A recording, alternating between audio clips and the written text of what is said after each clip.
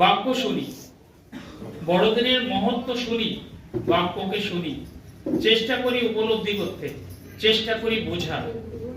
আপনি বড়দিনে চার্চে এসেছেন, পণ্ডিতরা এসেছিল, প্রণাম জানিয়েছেন, রাখালেরা এসেছিল, প্রণাম জানিয়েছেন, কিন্তু এখন আমরা কি করব? আমাদের কাছে সকালবেলা থেকে তোড় জোড় শুরু হয়ে গেছে যে আমরা বড়দিনে মণ্ডলীতে যাব, মণ্ডলী শেষ হবে, তারপরে মাটন, চিকেন, কাতলা মাছ, ভেটকি মাছ নাকি সুন্দর করে সুস্বাদুযুক্ত খাবার রান্না করে এসেছি, নাকে শুকিয়েও এসেছি। ধ্যান দিই, বড়দিন কি জীবনে রেকর্ড করি, অন্তরে রেকর্ড করি। তাই আমাদের কাছে বড়দিন সেই মরিয়ম, সেই যোসেফ, সেই স্বর্গদূত, সেই পণ্ডিত, সেই রাখাল আর সেই গোয়াল ঘর। তারপরে শুনেই দৌড়ে পালাবো, আমরা সুস্বাদুযুক্ত খাবার খাবো, ভালো করে রান্না করেছি। তাই আপনি কি নিয়ে যাবেন মণ্ডলী থেকে, নাকি সেই খাবারের গন্ধ নিয়ে এসেছেন? তাই এমনই কয়েকটি বিষয় আলোচনা করব, আপনার রান্না করা খাবারের কথা আপনি ভুলে যাবেন। আমেন, ভুলে যাবেন। শরীরের জন্য খাবার সারা জীবন খেতে পারবেন, কিন্তু আপনার আত্মিক খাবার আপনি সারা জীবন পাবেন না। আমোস পত্রে বলছে 8 অধ্যায় যে সেই সময় তোমাদের থেকে বাক্য নিয়ে নেওয়া হবে। সেই সময় মানুষের মধ্যে দুর্ভিক্ষ আসবে, সেই পিপাসা আসবে। সেটা খাবারের দুর্ভিক্ষ নয় এবং জলের পিপাসা নয়, কিন্তু ঈশ্বরের বাক্য শ্রবণের পিপাসা। তখন শোনার জন্য দৌড়াবেন, পাবেন না। এখন যেমন ডেকে ডেকে শোনানো হচ্ছে, শোনো গো, যিশু জন্মেছে, বাঁচো গো, তাকে গ্রহণ করো, বিশ্বাস করো গো, তখন আপনি দৌড়াবেন, সেও পালিয়ে যাবে, বলবে না আর বাক্য নেই। যেমন লেখা আছে, মৃত্যুকে আপনি ডাকবেন, এমন শাস্তি পাবেন, মৃত্যু আপনাকে ছেড়ে দৌড়ে পালাবে। পাহাড়দের বলবেন আমার উপরে পড়ো, আমি আর বাঁচতে চাই না, এই যন্ত্রণা অসহ্য, আমি সহ্য করতে পারছি না, আমার উপর পড়ো, আমাকে মেরে দাও। পাহাড়েরাও পালিয়ে যাবে, শাস্ত্রে লেখা আছে। তাই কয়েকটা বিষয়, যে বিষয় আমরা আমাদের বড়দিনের আনন্দে সেগুলোকে ইগনোর করি, সেগুলোকে আমরা দূরে ঠেলে রাখি, সেগুলোকে সরিয়ে রাখি, সেই বিষয় নিয়ে আলোচনা করব। পিতা ঝট করে প্ল্যান করেই পুত্রকে পুট করে দিলেন এই জগতে। এটা কি হয়েছে? এটা কি হয়েছে? কোনো কিছু ঝট করে তিনি করেছেন?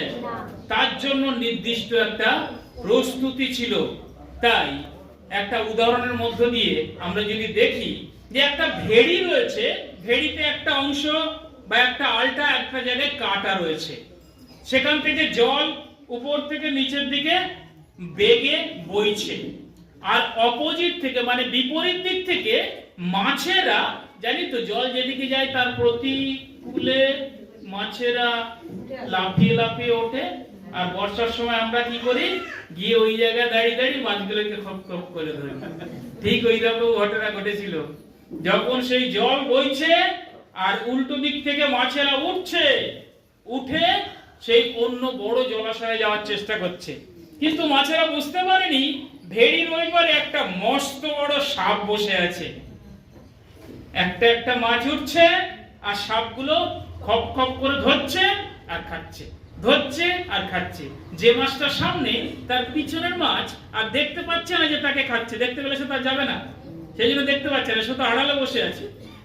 তাই যে সমস্ত মাছ উঠে যাচ্ছে ওই জলাশয়ে বাঁচার জন্য, তাদেরকে সেই মস্ত বড় সাপেরা ধরে খাচ্ছে, গ্রাস করছে।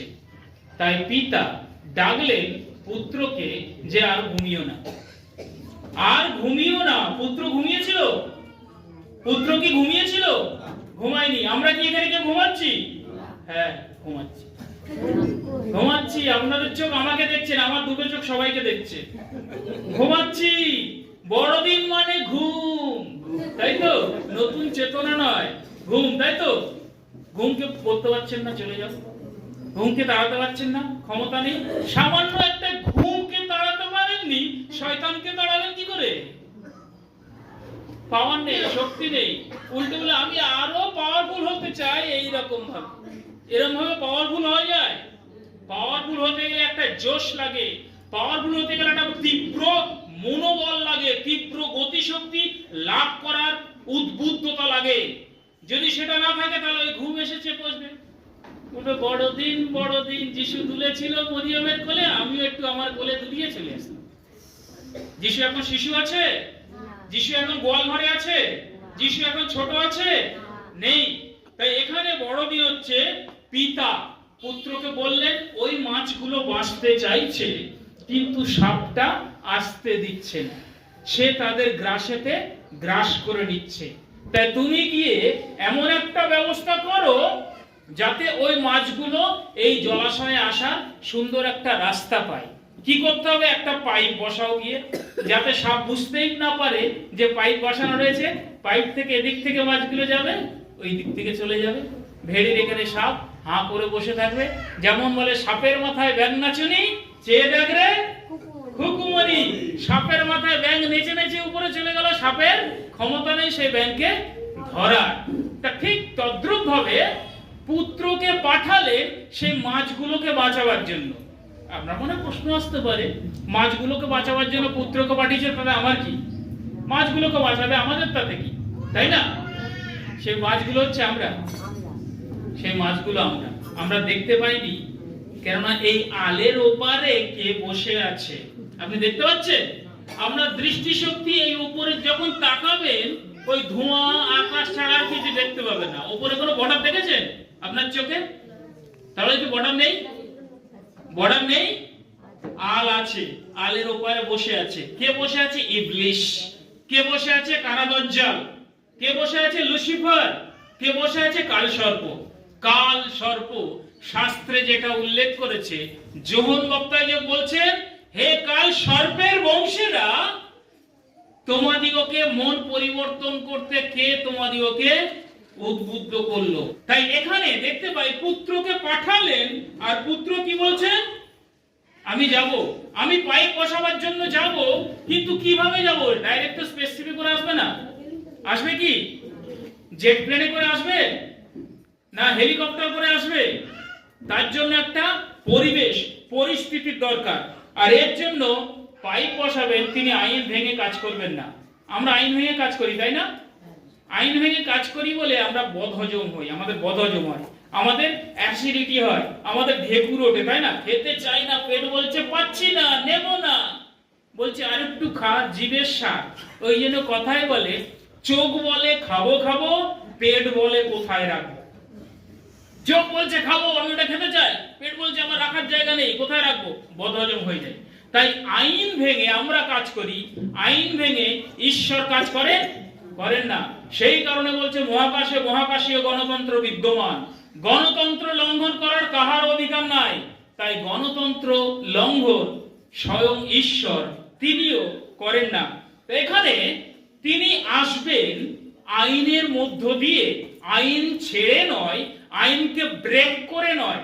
কেন? যদি আইনকে ব্রেক করেন, শয়তান ঈশ্বরের কাছে জিজ্ঞেস করবে, তাহলে আমিও ব্রেক করব, তাই না? শয়তান আইন ভাঙে। আপনি যদি শয়তানকে না ডাকেন, শয়তান আসবে না। আপনি যদি শয়তানকে প্রতিরোধ করেন, শয়তান সরে যাবে। কিন্তু আপনি যদি শয়তানকে গলায় মালা দেন, তাহলে শয়তান বলবে, আমাকে তো তুমি আহ্বান করেছো, তো আমি তোমার কাছে যাব না, কার কাছে যাব? আমাদের দৃষ্টি, আমাদের মনের অগোচরে শয়তান আমাদের জীবনে প্রবেশ করে। যেখানে আপনি চিন্তা করুন, বিজ্ঞান ব্যর্থ হয়েছে, অনেকভাবে চেষ্টা করেও সে একটা বৈপরীত্যক জগতের অণু আমাদের এই পৃথিবীতে তৈরি করার চেষ্টা করছে, সৃষ্টি করার চেষ্টা করছে, এবং তাকে টিকিয়ে রাখার চেষ্টা করছে। তাই দুটো অণুকে দুই দিক থেকে অনেক কিলোমিটার গতিবেগে তাদেরকে অ্যাক্সিডেন্ট করাচ্ছে। অ্যাক্সিডেন্ট করিয়ে নতুন একটা অণু তৈরি হচ্ছে, কিন্তু পরিবেশ নেই, তাই সে অণু বাঁচতে পারেনি, সেটা মারা যাচ্ছে। তাই ঈশ্বরীয় জগৎ এই জগতের সম্পূর্ণ বিপরীত বৈপরীত্যক জগৎ। সেখানে কোনো জিনিস এই জগতে টিকে থাকতে পারে না, তাহলে তো খ্রিস্ট ঈশ্বরীয় জগতের জিনিস এখানে টিকবে কি করে? তাই যেখানে বিজ্ঞান ব্যর্থ সেখানে পিতা প্ল্যান করলেন, তিনি পরিকল্পনা করলেন, আর খ্রিস্ট আসলেন কিভাবে? আগে বানাতে হবে পাত্র। পুরাতন কুপায় নতুন দ্রাক্ষারস কেউ রাখে না, যদি রাখে কুপাটা ফেটে যাবে, তাই কুপা বানাতে হবে। কুপা বানাবার জন্য মানে সেই ল্যাবরেটরি বানাতে হবে, সেটা বানাবার জন্য স্বর্গদূতকে পাঠালেন। কে পাঠালেন? পিতা পাঠালেন। কার কাছে পাঠালেন? মরিয়মের কাছে। এসে বলছেন যে তুমি সেই কুপা হও, তুমি সেই গবেষণাগার হও, যেখানে সেই সূক্ষ্ম জ্যোতির্ময় শরীর আসবে এবং তোমার সেই মানবীয় ছাঁচে তাকে ঢালা হবে এবং সে রক্ত মাংসের শরীরের এক মানুষ তৈরি হবে, যার মধ্য দিয়ে সমস্ত মানব জাতির পথ উন্মোচিত হবে। মরিয়মের কাছে যখন সেই খবর আসলো, মরিয়ম ভয় পেয়ে গেল, কিন্তু বললেন যে আমার সেই কুপার পাওয়ার অত নেই। তখন স্বর্গদূত বললেন, ভয় করিও না, ভয় করিও না, পরাৎপরের ছায়া, পরাৎপরের শক্তির ছায়া তোমার উপরে দেওয়া হবে, তোমাকে প্রোটেক্ট করা হবে, তোমার উপরে গার্ড ওয়াল দেওয়া হবে, যাতে সেই অনু, যাতে সেই আলোক উজ্জ্বল জ্যোতির্ময় শরীর যাতে তোমার মধ্যে থেকে সেই মাংসিক রূপ ধারণ করতে পারে। সেই কারণে মরিয়মকে বেছে নিলেন, আর মরিয়ম তখন রাজি হয়ে গেলেন। তাই চিন্তা করুন, একটা আলোক রশ্মি সেইটা ধীরে ধীরে একটা কঠিন পদার্থে পরিণত হলেন। 14 পদ, মাংস হইলেন এবং আমাদের মধ্যে প্রবাস করিলেন। কেননা শাস্ত্র বলছেন, তিনি জগতে ছিলেন, জগৎ তাহার দ্বারা হইয়াছিল, আর যারা তার আপন তারা তাকে চিনল না। তাই তিনি যেহেতু জগতে ছিলেন, সেই আইনের মধ্য দিয়েই তিনি আবার মাংস হয়ে আসলেন। এখানে একটা ব্যাপার আছে, একটা গ্রিক ওয়ার্ড মনোগেনেস, মনোস প্লাস জেনোস, এই দুটোকে মিলিয়ে মনোজ্ঞানে, সেটার মানে হচ্ছে আমরা যদি সেই যোহন 3 অধ্যায় 16 পদ দেখি, সেখানে দেখতে পাবো, কারণ ঈশ্বর জগৎকে এমন প্রেম করিলেন যে আপনার একজাত পুত্রকে দান করিলেন, যে কেউ তাহাতে বিশ্বাস করে সে বিনষ্ট না হয় কিন্তু অনন্ত জীবন পায়। একজাত, অনলি বিগটেন সন, একজাত। মনস মানে হচ্ছে one basic unit, single unit. ভালো করে বুঝুন, একজাত মানে আমরা বুঝি না, একজাত মানে আমরা বুঝি না। একটা সিঙ্গেল সেই কোষ সে আসলেন এবং সেটা হচ্ছে পুং। গেনেশ মানে হচ্ছে পুং, মানে পুত্র, বয়, সেটা পুরুষ। তিনি পুরুষ হয়ে আসলেন, আর সেটাই হচ্ছে আমাদের কাছে একজাত। তাই বলছে, ঊর্ধ্বলোকে ঈশ্বরের মহিমা, পৃথিবীতে তার প্রীতির পাত্র, মনুষ্যদের মধ্যে শান্তি। ঈশ্বরের মহিমা ঊর্ধ্বলোকে ছিল, সেই মহিমা পাঠানো হলো, সেই মহিমা পৃথিবীর মানুষের কাছে প্রকাশিত হলো, আর সেই মহিমা মানুষের মধ্যে প্রবাস করিল, যাতে সেই মহিমার যে শান্তি, সেই মহিমার যে সত্তার গুণ, সেই মহিমার যে পাওয়ার, সেই পাওয়ার মানুষের মধ্যে বাস করে। তাই বলছে মনুষ্যদের মধ্যে শান্তি, তার মানে মানুষের সঙ্গে ঈশ্বরের, মানুষের সঙ্গে পিতার, মানুষের সঙ্গে স্বর্গীয়, মানুষের সঙ্গে পরম দেশীয় জগতে একটা লিঙ্ক তৈরি করে দেওয়া, একটা যোগসূত্র তৈরি করে দেওয়া। সেই কারণে বলছে মনুষ্যদের মধ্যে শান্তি। স্বর্গীয় অমৃত, স্বর্গীয় সুধা নেমে এসেছে, নেমে এসেছিলেন। অনেক মানুষ পান করে ধন্য হয়েছে, অনেক মানুষ পান করে তাদের জীবনকে ধন্য করেছে, অনেক মানুষ গ্রহণ করে তাদের মানবীয় জীবনকে ঐশ্বরিক জীবনে কনভার্ট করতে পেরেছে। আজকে আপনি কি করবেন? আপনি পান করবেন না? স্বর্গীয় অমৃত পান করবেন না? যা স্বর্গ হইতে আপনার জন্য নেমে এসেছে সেটাকে আপনি পান করবেন না? তাই খ্রিস্ট এই পৃথিবীতে আসলেন স্বর্গীয় সুধা রূপে, স্বর্গীয় অমৃত রূপে। তাই তাকে যদি ছেড়ে আপনি জগতেই মজে থাকেন, জগতের রান্না বান্না, খাওয়া দাওয়া, বিষয় আশায়, ছেলে সংসার, এইসব বিষয় নিয়ে মেতে থাকেন, তাহলে আব্রাহামের বিশ্বাসকে দেখবেন না। যদি এইগুলোকে ত্যাগ করতে পারেন খ্রিস্টের জন্য, তাহলে আব্রাহামের বিশ্বাসকে দেখুন। কেননা আব্রাহাম সে নিজের পুত্রকে বলি দেওয়ার জন্য গেছিল সেই বিশ্বাস রক্ষা করার জন্য। আর আমরা নিজেদের পুত্রকে বাঁচাবার জন্য ঈশ্বরের বিশ্বাসকে বলি দিই। তাই আপনি কোথায় আছেন? সেই সমস্ত মানুষদের জন্য স্বর্গ নয়। তাই যখন মাছেরা বিপরীত দিকে যাচ্ছিল, তার মানে দুর্বল মাছেদের বাঁচার কোনো অধিকার নেই, কোনো জায়গা নেই। দুর্বল মাছেরা তারা স্রোতের বিপরীতে যেতে পারে না। আর আমরা যদি বিশ্বাসে দুর্বল হই, আমরা যদি আত্মাতে দুর্বল হই, তাহলে আমাদেরও কোনো অধিকার নেই, আমাদেরও বাঁচার কোনো জায়গা নেই। তাই শাস্ত্র বলছে এই জগতের অনুরূপ হইও না। আমরা জগতের ধারাবাহিকতায় চলে যাচ্ছি, উল্টো দিকে যাচ্ছি না।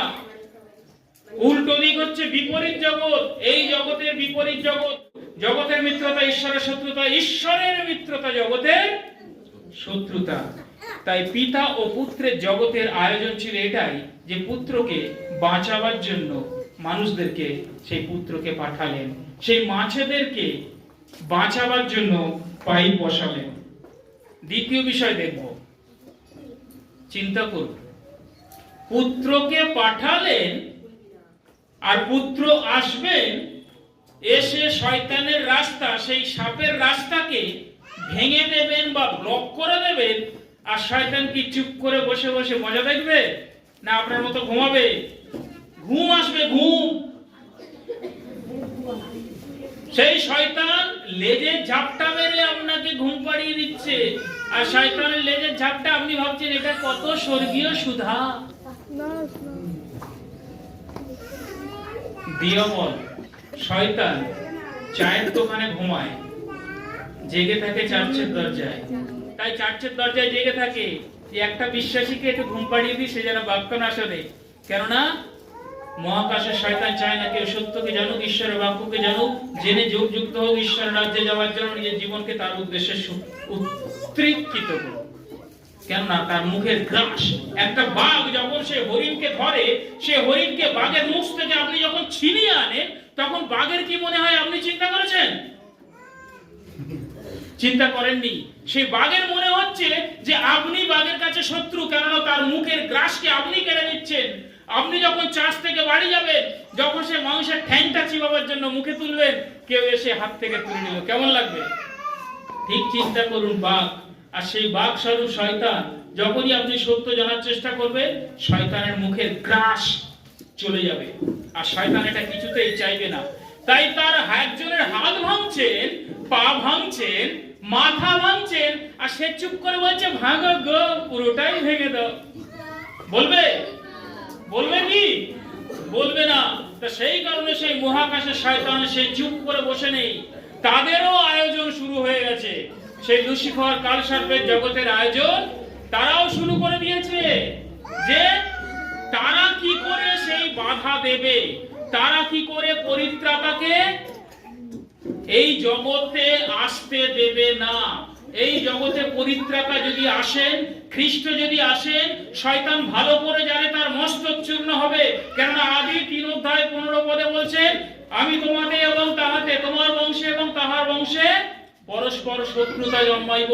সে তোমার মস্তক চূর্ণ করিবে আর তুমি তার পাদমূল চূর্ণ করিবে।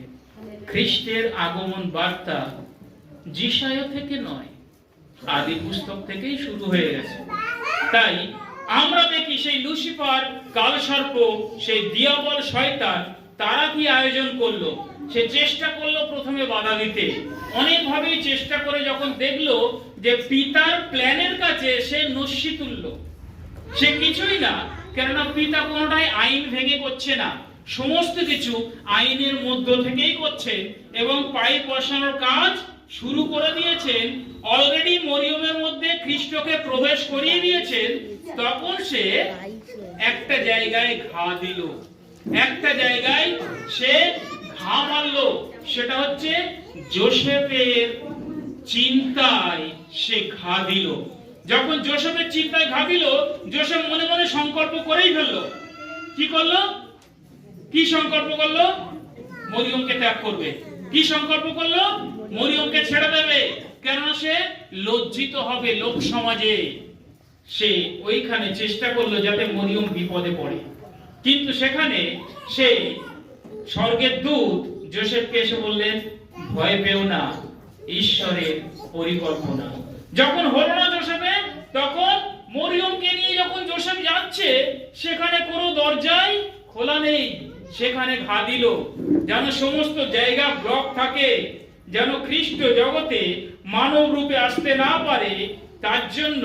কিন্তু দেখা গেল যে পিতা যখন পরিকল্পনা করে, পৃথিবী, মহাকাশ, মহাবিশ্ব, মহাব্রহ্মাণ্ডের কোন শক্তি, কোন জায়গা, কোন বিষয় নেই যে সেই পরিকল্পনাকে সফল হতে না দেয়। তাই তিনি সমস্ত কিছু ব্যবস্থা করলেন। আর আমরা জানি যে গোশালায় খ্রিস্ট জন্মালেন। আর এখানে যদি দেখি যে এরা মরিয়া হয়ে উঠেছে, অ্যাটাক করলো এদেরকে, তখন দেখা গেল হলো না, তখন আরো একটা অস্ত্রকে ব্যবহার করলো, সেটা হচ্ছে পণ্ডিতদের দিয়ে হেরোদের অস্ত্রকে ব্যবহার করলো। এইগুলো আমরা আমাদের দৃষ্টির আড়ালে রেখে দিই, বড়দিনের সময় আমরা এগুলো চিন্তা করি না।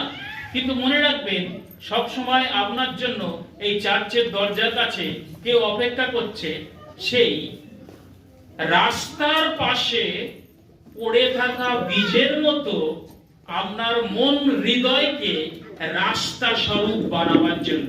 কেন? বীজ পড়লো, পাখিরা খেয়ে চলে গেল, বীজ পড়লো, মানুষের পায়ে পদদলিত হয়ে সেগুলো নষ্ট হয়ে গেল। বীজ পড়ছে কোন ভূমি? কোন ভূমি? পথের পাশে কোন ভূমি আছে? কাঁটাবনের কোন ভূমি আছে? তাহলে কোথাকার ভূমি আছে? পাথরের জমি? তাহলে কোন ভূমি? উত্তম ভূমি। উত্তম ভূমির কোন গুণের বীজ পড়বে আপনার মধ্যে? উত্তম ভূমির কটা দিক? উত্তম ভূমির 3 রকম ফল হয়েছিল, এটা আমরা মাইন্ডে রাখি না। 100 গুণ, 60 গুণ, 30 গুণ। আপনি 30 গুণের উত্তম ভূমি, না 60 গুণের উত্তম ভূমি, নাকি 100 গুণের উত্তম ভূমি? সেটা আপনি মুখে বলছেন, অন্তর দূরে থাকছে। ওই জন্য যিশু বলেছিলেন, এরা মুখে আমাকে হে প্রভু বলে, কিন্তু এদের অন্তঃকরণ আমার থেকে অনেক দূরে থাকে। কেননা এরা হচ্ছে চুনকাম করা কবর, দেখতে উপরে ভালো আর ভেতরে পচা গলা অস্থি। তাই আজকে আমরা 25শে ডিসেম্বর বড়দিন উদযাপন করতে এখানে এসেছি, সুন্দর বেশ করে এসেছি। আমাদের হৃদয়ও তদ্রূপ সুন্দর হয়ে উঠুক, যেখানে সেই উত্তম ভূমির বীজ আমাদের জীবনে প্রাধান্য দিতে পারি। তাই যখন শেষ পর্যন্ত চেষ্টা করলো পণ্ডিতদের মধ্য দিয়ে হেরোদকে, হেরোদ কি করলো? জেনে নিল খ্রিস্ট কখন জন্মেছিলেন। হেরোদ কি করলো? যে জানার পরে সে সমস্ত কিছু লোক দিয়ে সেই সময় থেকে সমস্ত নিচের বয়সে সব শিশুদের কি করালো? কি করালো? হত্যা করালো, মেরে ফেললো। চিন্তা করুন, কত নৃশংস, কত হত্যা। সেই সমস্ত কত মায়ের কোল খালি হয়েছে, কত সে মা রোদন করছে তাদের সন্তানের জন্য, সে হেরোদের জন্য। শয়তান চেয়েছিল তার মধ্যে যিশুও থাকুক, শয়তান চেয়েছিল সেই শিশুদের মধ্যে যিশুও থাকুক, যাকে কেটে হত্যা করা যায়। কিন্তু যিশুকে আগে থেকে প্ল্যান করে সরিয়ে নেওয়া হয়েছিল। তাদেরকে বলা হয়েছিল, তোমরা কোথায় চলে যাও? মিশরে চলে যাও। কথিত রয়েছে যখন মিশরে যাচ্ছেন, তখন তারা একটা গুহাতে প্রবেশ করলো, আর সেখানে শত্রুরা যখন আক্রমণ করার চেষ্টা করলো, সেই গুহার মধ্যে তারা ঢুকে পড়লো, আর গুহার মুখে একটা মাকড়সা জাল বুনে দিল। এরকম একটা রাজার কাহিনীতেও আছে যে মাকড়সা জাল বুনে দিয়েছে, ঠিক তদ্রূপ হয়েছিল। তাই এখানে সেই শয়তানের প্রয়োগ আমরা দেখতে পাই, কিন্তু শেষ পর্যন্ত সে এত কিছু করেও সে পেরে ওঠেনি। তৃতীয় বিষয় দেখব, ঈশ্বরীয় জগতের প্রস্তুতি দেখলাম কিভাবে তিনি পাঠাবেন, শয়তান কিভাবে চেষ্টা করলেন যাতে সেটা সফল না হয়। এবং তৃতীয় বিষয় আমরা দেখব যে জগৎ তাকে গ্রহণ করলো কত ভাবে, কি রূপে, কোন কোন দিক দিয়ে জগৎ তাকে গ্রহণ করলো। এর তিনটে দিক আমরা দেখব।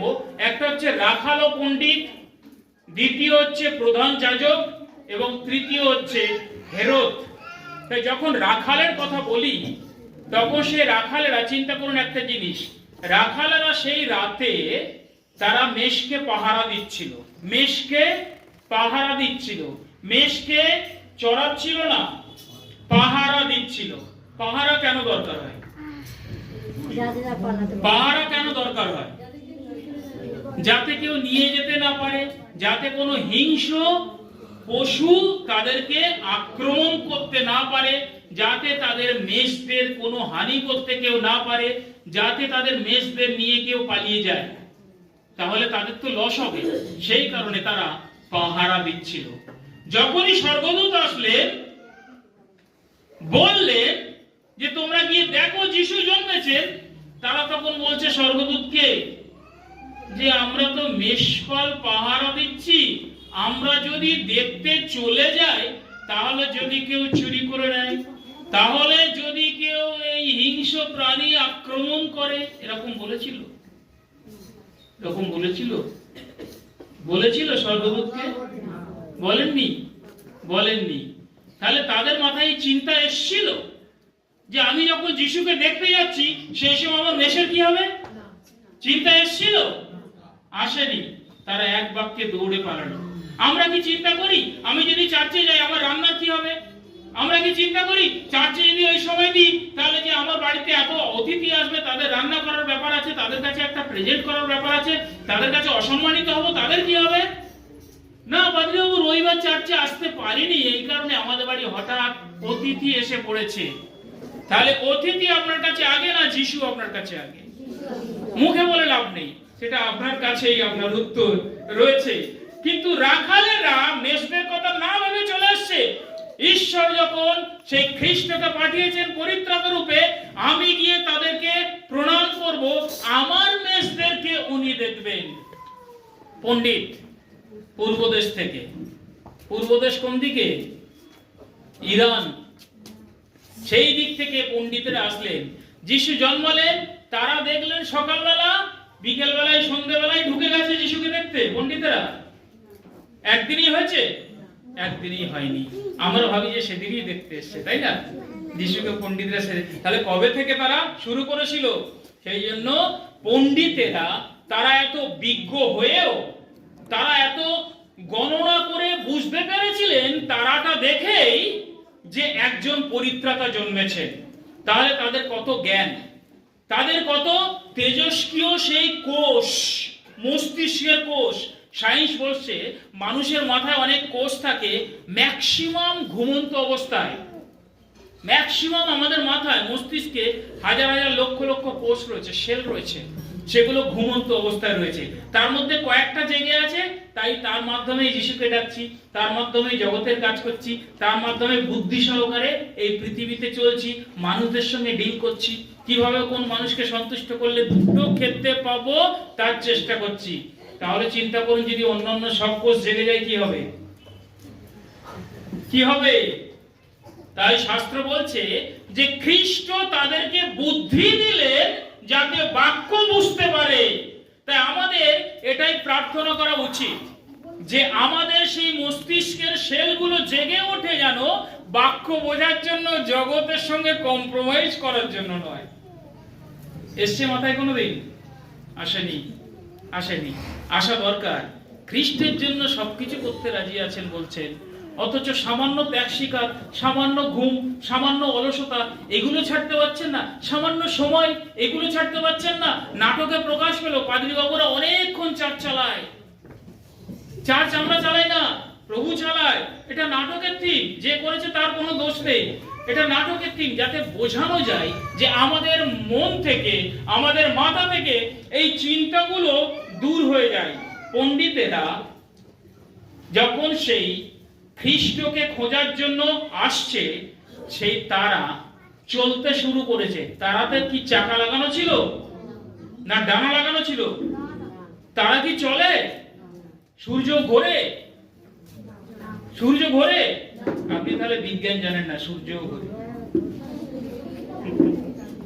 ওই জন্য মহাকাশে শূন্যতে আলোক রশ্মি বক্ররেখায় গমন করে। আলোক রশ্মি আমরা জানি সোজা পড়ে, তাই না? কিন্তু সেটা বাঁকা পড়ে কেন?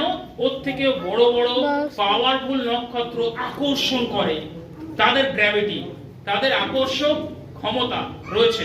সেই কারণে তখন সে তারা চলতে শুরু করলো, পণ্ডিতদেরকে রাস্তা দেখালো। গিয়ে তারা থেমে গেল সেই ঘরের উপরে যেখানে যীশু খ্রিস্ট ছিলেন। পণ্ডিতেরা আসলেন, ভূমিষ্ঠ হয়ে খ্রিস্টকে প্রণাম করলেন। ভূমিষ্ঠ হয়ে রাজাকে প্রণাম করেননি হেরোদের কাছে গিয়ে।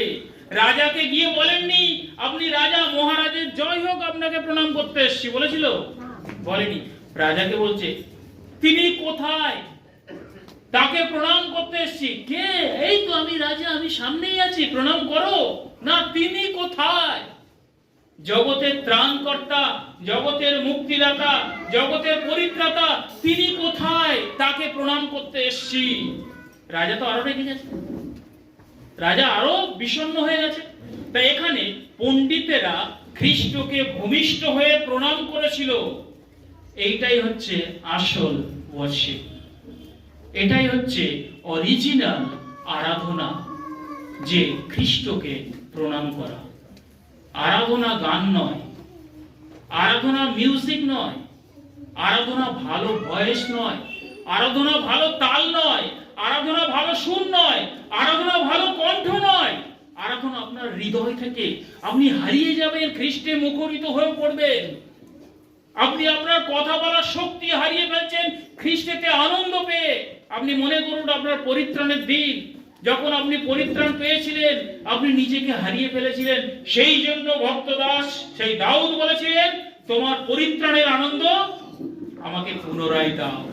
ঠিক তেমনি ভাবে আমরা হারিয়ে যাই। আর যতজনের অভিজ্ঞতা রয়েছে পবিত্র আত্মার বাপ্তিস্মের, তারা চিন্তা করুন, তারাও হারিয়ে গেছিলেন। নিজেরা কি বলেছিলেন?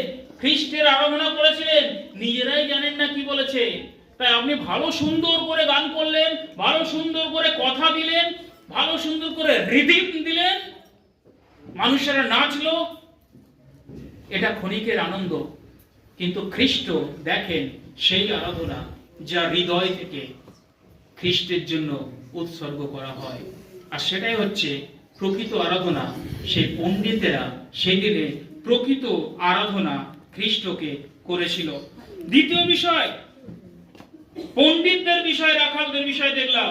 দ্বিতীয় বিষয় হচ্ছে প্রধান যাজক। প্রধান যাজকের কাজ ছিল ধর্মীয় কাজ করা, মন্দিরে তত্ত্বাবধান করা, মানুষদেরকে সৎ উপদেশ দেওয়া, ভালো শিক্ষা দেওয়া, ঈশ্বরের কথা বলা। এটাই তো প্রধান যাজকদের কাজ, এটাই তো প্রধান যাজকদের কাজ। ঠিক না ভুল? এটাই প্রধান যাজকদের কাজ। প্রধান যাজকেরা জানতো না খ্রিস্ট আসবে, কেননা হেরোদ রাজা সেই প্রধান যাজকদের ডেকে বলছেন খ্রিস্ট কোথায় জন্মাবেন। তিনি বলছেন ওই তো জিহুদিয়ার বেথলেহেমে, এটাই তো কথিত রয়েছে। সেই প্রধান যাজকেরা জানলেন যে খ্রিস্ট আসবে, জেনেছেন যে খ্রিস্ট জন্মাবেন, তথাপি খ্রিস্টকে প্রণাম করতে তারা গেছিল? তারা গেছিল? যায়নি। তাদের এই ট্র্যাডিশন, তাদের এই বংশ পরম্পরায়, মানে রীতিনীতি, নিয়ম পালন করা, এর মধ্যেই তারা সীমাবদ্ধ ছিল। যখন অরিজিনাল খ্রিস্ট আসলেন, তাকে আর তারা গ্রহণ করলেন না। তাই তদ্রূপ যদি আমাদের হৃদয় হয়, তাহলে আমরাও ব্যর্থ। 3 নম্বর বিষয়, হেরোদ। হেরোদ যখন দেখলেন যে পণ্ডিতদের দ্বারা তারা তুচ্ছকৃত হয়েছে, তখন হেরোদ কেটে ফেললেন। হেরোদ উদ্বিগ্ন হলেন, যে রাজার উপর রাজা, দেখাচ্ছি রাজার মজা, বলে সমস্ত কিছু শিশুদেরকে বধ করলেন। এত বাধা সত্ত্বেও, এত কিছু প্রতিবন্ধকতার মধ্য দিয়েও পিতা খ্রিস্টকে পাঠালেন, রাস্তা বানালেন, পাইপ বসলো, মাছেরা পাইপে ঢুকলে ওই পারে বড় জলাশয় রয়েছে, সেটা হচ্ছে প্যারাডাইস, সেটা হচ্ছে পরম দেশ, তবেই যেতে পারবে। আর যদি মাছেরা আবাসে লাফাবার চেষ্টা করে তাহলে সাপের পেটে। তাই মাছেরা যারা লাফাবার চেষ্টা করে তারা বেশি বুদ্ধিমান, কেননা খ্রিস্ট রাস্তা তৈরি করে দিয়েছে, তার মধ্যে দিয়ে না গিয়ে লাফানোর চেষ্টা করছে, মানে ওভার স্মার্ট দেখাচ্ছে, তারা বেশি বুদ্ধিমান। আর যে বুদ্ধিমানের কি হয়, বেশি, অতি চালাকের চলে গেল শয়তানের একদম গ্রাসেতে, করাল গ্রাসেতে, সেই মহাকাশীয় অসুরের পেটের মধ্যে, উদরের মধ্যে। তাই বলছে মহাকাশের শয়তান কখনোই চায় না মানুষ সত্য জানুক, সত্যকে জ্ঞাত হোক, সত্যের সঙ্গে যোগযুক্ত হয়ে নিজের জীবনকে ঈশ্বরের উদ্দেশ্যে সমর্পণ করুক। কেননা তারা মৃত্যুর পর মানুষের জীবাত্মাগুলোকে নিয়ে গিয়ে বিশেষ প্রক্রিয়ায় তারা ভক্ষণ করে, তারা খায়, তারা নিজেদের উদর পূর্তি করে, তাদের নিজেদের কলেবরকে বৃদ্ধি করে, তারা তাদের আয়ুকে বাড়িয়ে নেয়। তাই আজকে আপনার আরাধনা কি হওয়া উচিত? আপনার আরাধনা খ্রিস্টের জন্য কি হওয়া উচিত? আপনার হৃদয় কতটা প্রস্তুত আছে? আজকে বড়দিনের জন্য এতদিনের প্রস্তুতি আপনি নিয়েছেন, অনেক কিছু করেছেন, ক্যারলে গেছেন, ক্যারল গান করেছেন, মানুষের কাছে সুসমাচার প্রচার করেছেন, অন্যান্য মণ্ডলীর অনুষ্ঠানগুলো আপনি অ্যাটেন্ড করেছেন, তাদের সঙ্গে আরাধনা করছেন। তাহলে আরাধনা কোথায় আপনার? আপনার হৃদয়ের আরাধনা, আপনার হৃদয়ের বেদনা সেই নম্রতায় খ্রিস্টের কাছে সম্পূর্ণ সমর্পিত কি? সেটা আপনার দেখা উচিত। পিতা পুত্রের জগতের আয়োজন ছিল পুত্রকে পাঠানো, আপনার জীবনের আয়োজন কি? মহাকাশ শয়তানের আয়োজন ছিল আপনাকে বাধা দেওয়ার, আপনি সেই বাধাকে চিনবেন কি করে? আপনি সেই বাধাকে জানবেন কি করে? আপনি সেই বাধাকে প্রতিরোধ করবেন কি করে? আপনি সেই বাধা থেকে নিজেকে রক্ষা করার চেষ্টা করবেন কি করে? আর জগতের গ্রহণ রাখালদের মতো গ্রহণ করবেন, পণ্ডিতদের মতো গ্রহণ করবেন? রাখালরা অতি সাধারণ ছিল, পণ্ডিতরা বিজ্ঞ ছিল, দুটো গ্রুপই খ্রিস্টের কাছে সমর্পিত ছিল। কিন্তু সেই প্রধান যাজক, কিন্তু সেই হেরোদ, তারা সমর্পিত ছিল না। আপনি কোন রাস্তা বেছে নেবেন তা আপনার উপর নির্ভর করছে।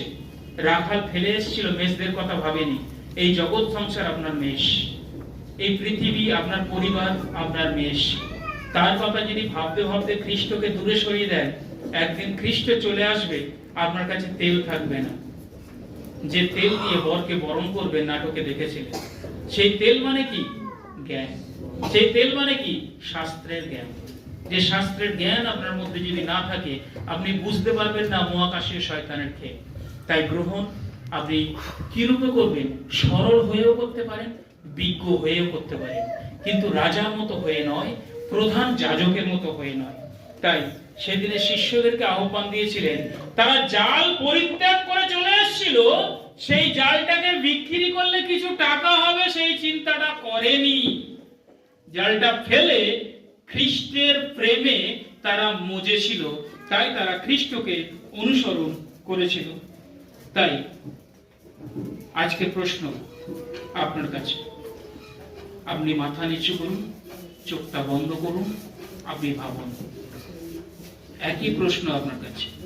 অনেক বড়দিন পালন করেছেন, অনেক বছর ধরে খ্রিস্টকে হৃদয় দিয়েছেন, অনেক জীবনে তাকে আহ্বান জানিয়েছেন, কিন্তু প্রকৃত খ্রিস্ট আপনার জীবনে কিভাবে আসতে পারে সেই চিন্তাটা আজকে আপনি করুন, যাতে খ্রিস্ট আপনার জীবনে অধিষ্ঠান করে। প্রার্থনা করি। স্বর্গের পিতা, তোমার ধন্যবাদ করি, তোমার গৌরব করি। তুমি আমাদেরকে ভালোবেসেছিলে, আর সেই ভালোবাসায় কোনো খাদ ছিল না। সেই ভালোবাসা অভিনয়ের নয়, সেই ভালোবাসা সেই হেরোদের নয়, যে হেরোদ বলেছিল আমিও প্রণাম করতে যাব, কিন্তু অভিনয়ের প্রণাম। প্রভু, আজকে আমরা কেউ অভিনয় করতে আসেনি, আমরা অন্যদেরকে দেখাবার জন্য আসিনি, নিজেদের সাজকে অন্যের কাছে তুলে ধরার জন্য আসিনি, আমাদের হৃদয়কে তুলে ধরতে এসেছি। বেথলেহেমে নয়, পর্ণকুঠিরে নয়, রাজার দুয়ারে নয় প্রভু গো, তোমার জন্য আসন আমাদের হৃদয়ে পেতেছি। যে আসনে তুমি অধিষ্ঠান করবে, যে আসনে তুমি আসবে, আমাদের জীবনকে ধন্য করবে, মানব জীবনকে সর্বাত্মক রূপে সার্থক করে তুলবে।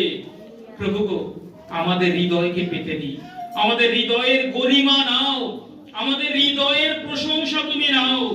ঊর্ধ্ব হইতে শক্তি পরিহিত করো, কারণ তোমার বাক্য বলছে ঊর্ধ্ব হইতে শক্তি পরিহিত না হইলে কেউ ঈশ্বর রাজ্যে দেখিতে পায় না, কেউ ঈশ্বর রাজ্যে প্রবেশ করিতে পারে না। তাই প্রভু সেই শক্তি চয়ন করা আমাদের প্রত্যেক মানুষের কর্তব্য। যদি বাঁচতে হয়, তা আমরা এখানে কেউ মরার জন্য আসিনি প্রভু, আমরা বাঁচতে এসেছি তোমাকে গ্রহণ করে, তোমাকে আমাদের জীবনে সে পাথেয় করে আমাদের জীবনকে তোমার উদ্দেশ্যে উৎসর্গ করার জন্য এসেছি প্রভু গো। তুমি আমাদের এই ছোট্ট উৎসর্গের নৈবেদ্য গ্রহণ করো, আমাদের সমস্ত খাদ দূর করে দাও, আমাদের সমস্ত ভুল দূর করে দাও, আমাদের মধ্যে দলাদলি ভাব দূর করে দাও, আমাদের মধ্যে হিংসা ভাব দূর করে দাও, আমাদের মধ্যে সে উদ্বিগ্নতা দূর করে দাও। কেননা তুমি এসে গেছো প্রভু গো, আর কোনো চিন্তা নেই, মহাকাশে শয়তানের কোনো অধিকার নেই তোমার মেষদেরকে তোমার সেই গোয়াল থেকে, খোঁয়াড় থেকে ছিনিয়ে নিয়ে যায়। প্রভু তুমি আমাদের রক্ষা করো, আমাদের প্রোটেকশন দাও। যেদিন সেই মরিয়মকে প্রোটেকশন দিয়েছিলে, পরাপরে শক্তির ছায়া দিয়েছিলে, সেই প্রভুকে আজকে আমাদের সেই শক্তির ছায়া প্রয়োজন রয়েছে। তুমি আমাদের দাও, প্রদান করো, সমস্ত কিছু দূর করে আমাদের মধ্যে মালিনতা, আমরা যেন সেই এক প্রেমে, এক সহভাগিতায়, সেই মনে সরলতায় তোমার কাছে আরাধনা অর্পণ করতে পারি। তুমি আমাদের আজকের জীবন সার্থক করো। মৃত্যুর পরে, এই মানসিক মৃত্যুর পরে আমরা কেউ আগুনে যেতে রাজি নই প্রভু। আমাদের তুমি তোমার রাজ্যে যাওয়ার রাস্তায় চলতে শক্তি দাও। সঙ্গে থাকো। প্রার্থনা স্বর্গীয় যিশু, তোমার নামে চাই।